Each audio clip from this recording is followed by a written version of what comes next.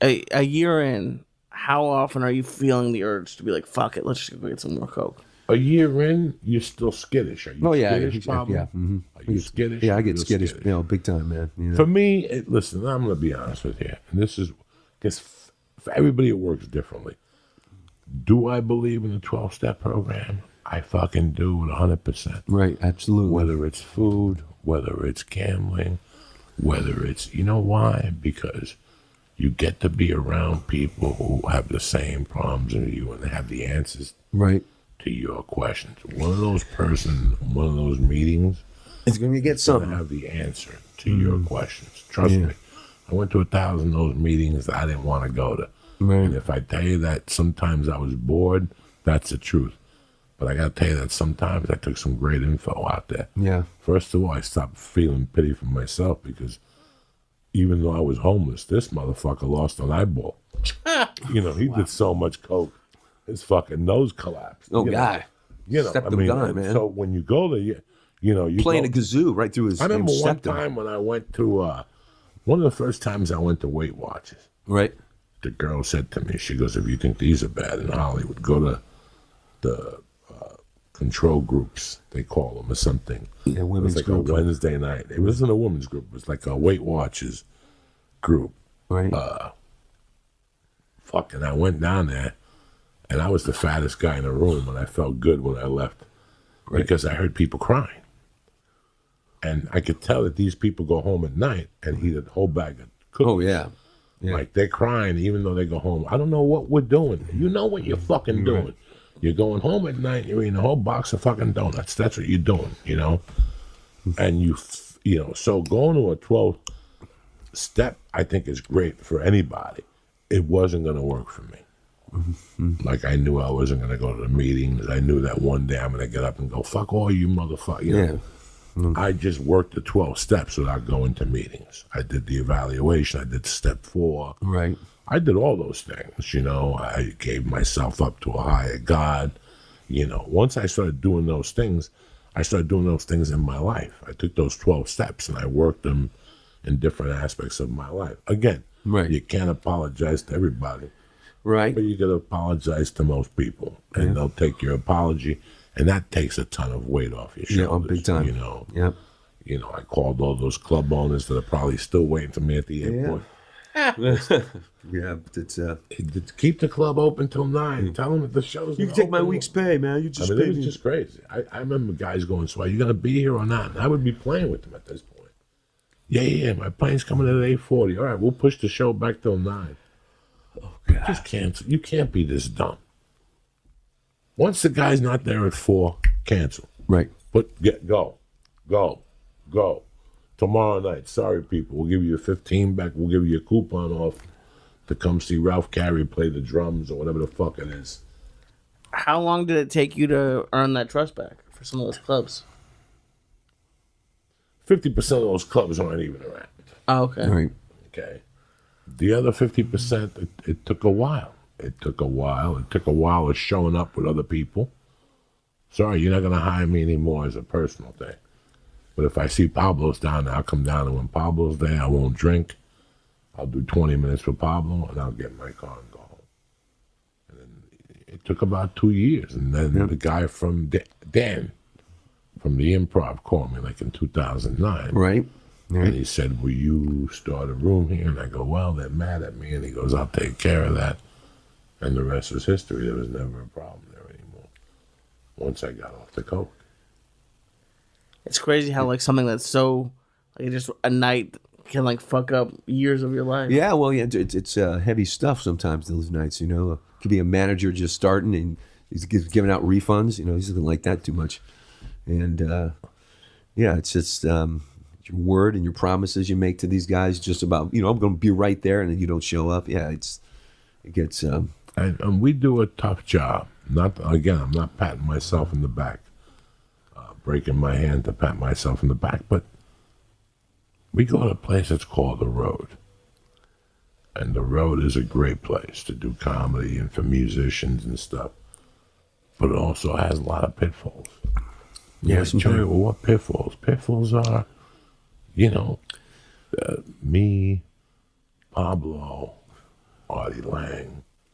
Once the word gets out that you party, people come to those shows with the intention You can say anything of you party. on the radio. You can just say, "Get some Theranol." We'll have it. Yeah. Yeah. You know, I've had people say to me, I've been on the road for 20 years, and not one time have I gotten coke. Talk about it on the radio. Yeah. I haven't done coke in 4 days, but I'm ready to rock, and everybody will laugh and giggle.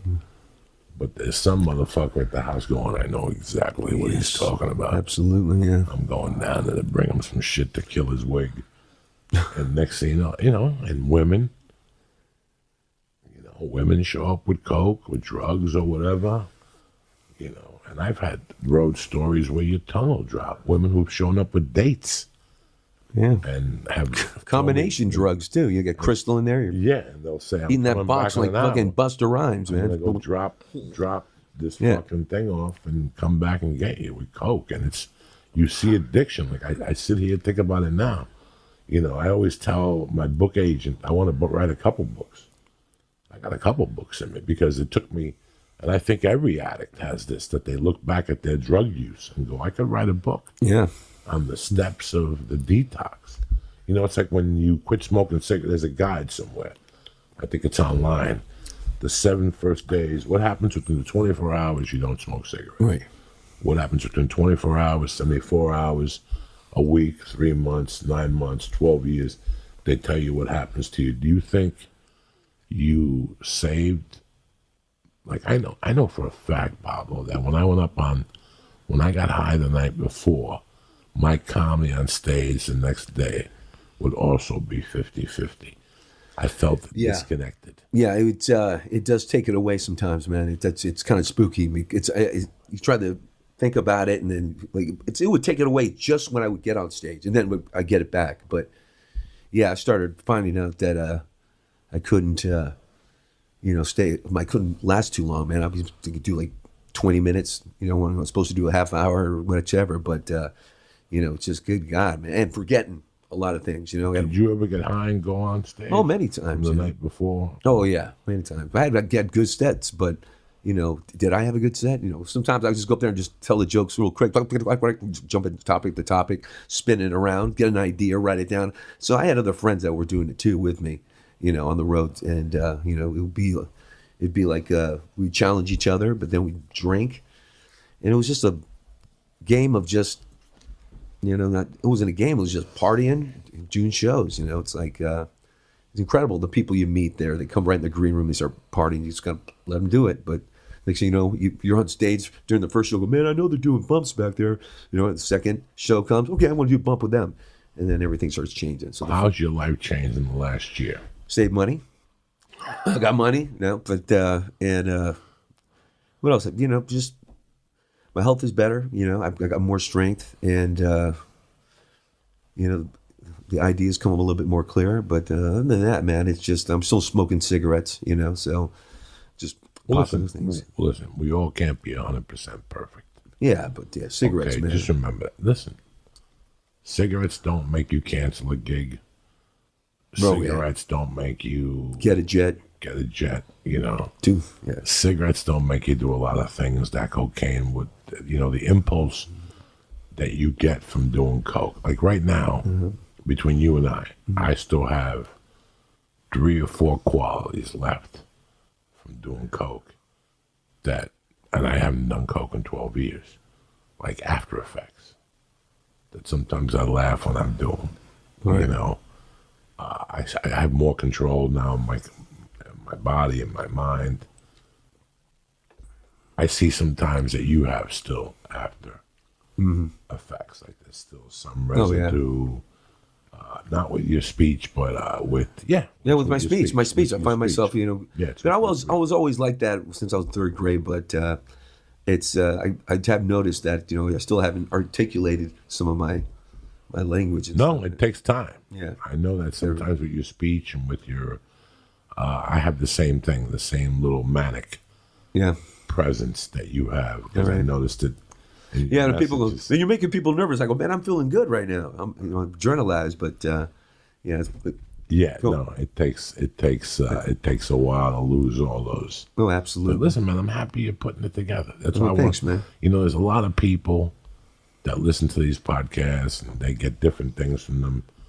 You know, I think this is the one that hits home the hardest with this podcast. Is when people come on here Right. and share their struggles to let people know that we put our pants on one leg at a time.